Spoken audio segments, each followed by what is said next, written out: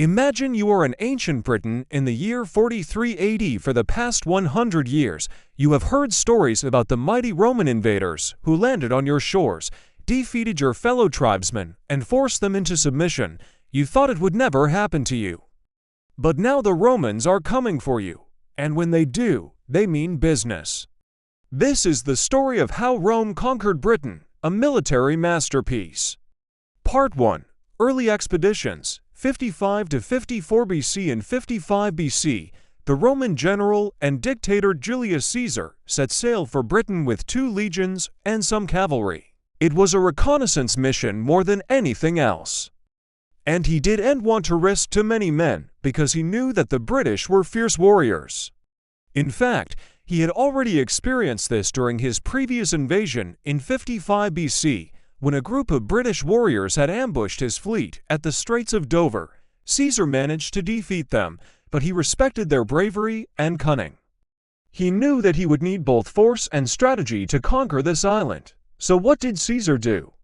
Well, he followed the same formula that had brought him success in Gaul. He gathered intelligence. He sent scouts and spies to map the coast and gather information about the local tribes. He also sent letters to the local kings asking for submission or friendship. Some kings accepted his offer, like Claudius, the king of the Atrebates, who became Caesar's ally and guide. Other kings rejected him, like Cassivellaunus, the king of the Catuvillani, who was warned by an oracle not to trust the Romans. Caesar took these rejections as a challenge and a chance to show off his military skills. Caesar's first landing was at Deal in Kent, where he met with King Claudius. Then he moved north and clashed with Cassivellaunus at the River Medway. According to Caesar's account in his book, The Gallic War, he defeated 9 of the enemy's battalions, killed 250 horsemen and 2,000 infantrymen, and captured some prisoners. But this victory was more of a propaganda victory than a real one.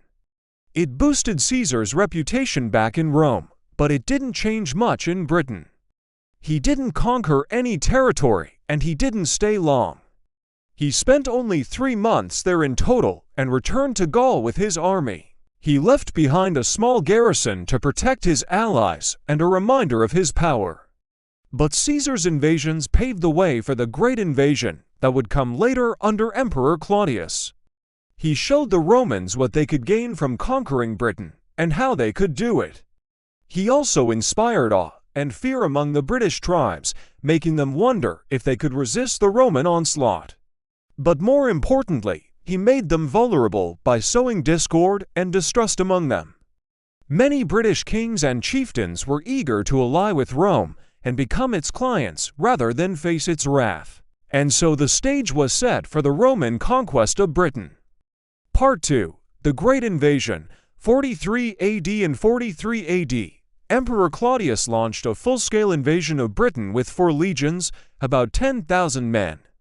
He also had auxiliary troops, cavalry, and artillery. The invasion force landed at Richborough, Kent, and quickly established 3 strategic bases along the coast. They were at Richborough, Canterbury, and Pevensey. These bases served as supply points and barracks for the legions, as well as launching pads for their advance inland. From there, the Romans began a systematic conquest of southern Britain. They followed the same pattern as in other provinces. They built roads, forts, and defensive walls. They established settlements and farms. They exploited the natural resources of the land, such as tin, lead, and silver. And they integrated some of the local tribes into their system, such as the Trinovantes, whom they made into a client kingdom ruled by a Roman puppet. The Roman conquest of Britain was not easy, though. There were many rebellions and uprisings by the local tribes who resisted the Roman occupation. One of the most notable rebels was King Caratacus of the Catuvillani tribe, who succeeded Cassivellaunus as king after Caesar's invasion. Caratacus fought a guerrilla war against the Romans, using hit-and-run tactics, ambushes, and fortifications. He never challenged the Romans in the open field, but he harassed them constantly, slowing down their progress and draining their resources. The Romans finally caught up with him in Wales and forced him to flee to the mountains. There he lived as a fugitive for years until he was betrayed by his own people and handed over to the Romans. Caratacus was a tragic hero of the conquest, a brave warrior who could not prevail against the Roman machine. Another major uprising was led by Queen Boudica of the Iceni tribe, who sought revenge for her husband's mistreatment by the Romans. When her husband died, the Romans confiscated his kingdom and gave it to another client king. Boudica led a revolt that destroyed London, Colchester, and St. Albans, killing and torturing Romans along the way. However, the governor of Britain, Suetonius Paulinus, defeated her forces in battle and crushed her rebellion. Boudica's revolt was the most devastating and deadly of all the rebellions during the conquest. It showed the Romans how passionate and vengeful the British people were. It also made them realize that they needed more troops and more effort to keep Britain under control. Despite these setbacks, the Romans managed to conquer all of southern Britain within 4 years. They reached Wales in the west, Scotland in the north, and the middle of England in the east. They also pacified some of the tribes in northern Britain by giving them Roman citizenship and granting them land and titles. By 60 AD, most of Britain was a Roman province. Only Scotland remained unconquered. Part 3: Military Strategy and Tactics. What made the Roman conquest of Britain possible was their military strategy and tactics. The Romans were a highly disciplined, well-trained, and experienced army that had conquered most of Europe and North Africa by this time. They had sophisticated weapons and armor that were made of iron and steel. They had siege engines and artillery that could break through gates and walls. And they had roads and logistics that could supply and reinforce their troops anywhere in the province. The Romans also had the advantage of numbers.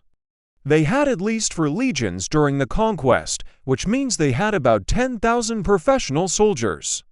Plus, they had auxiliary troops from other provinces who were also part of the Roman Empire. Their manpower was much greater than that of the native Britons, who mostly had tribal militias and irregular forces. They also had allies among the Britons who were eager to collaborate with Rome to gain power or protect themselves. However, the Roman conquest of Britain was not just about brute force, it was also about skill and finesse. The Romans used intelligence gathering, diplomacy, and propaganda to undermine the resistance of the Britons. They sent spies and informants to learn about their customs, language, and weaknesses. They made deals and treaties with their leaders and priests. And they spread rumors and lies about their opponents to demoralize them. For example, they claimed that their emperor was a god, or that their weapons were poisoned, or that their gods were angry with the Britons. The Romans also used engineering and innovation to overcome the challenges of the British terrain and climate. They built roads and bridges to connect their bases and facilitate their movement. They constructed forts and walls to protect their settlements and troops. And they developed new methods of warfare to deal with the British tactics and environment. For instance, they used cavalry charges to break through the British chariots and infantry squares. They used archery and slings to harass the British from afar. And they used fire and pikes to counter the British use of chariots and wagons. In conclusion, the Roman conquest of Britain was a masterpiece of military strategy and tactics. It was a blend of force and finesse, of innovation and adaptation, of diplomacy and brutality. It was a feat that no other power had achieved before or after. It was a legacy that lasted nearly 400 years, and yet it was not without its limits. The Romans never fully conquered Scotland, despite multiple attempts with massive forces. They never ventured far beyond the River Clyde, even though they claimed to reach the edge of the world. They never subdued the Caledonians and Picts, even though they fought against them often. They left Britain in the end, even though they loved it dearly. Why did the Romans have these limits? Was it because they were invincible? No, they were defeated and humiliated by the Britons many times. Or was it because they were uninterested in Scotland? No, they wanted to conquer it badly enough to send 8 legions there. Or was it because they were tired of the constant resistance and the lack of booty? Maybe that's the answer. The Romans were ambitious and greedy, but they were also realistic and pragmatic. They knew when to stop and when to settle for less. They knew that Scotland was not worth the effort and the expense. They knew that Britain was rich enough and powerful enough to be a valuable part of the empire. And so they left it as their northern frontier, a frontier that would be marked by one of the greatest monuments of the Roman world, Hadrian's Wall.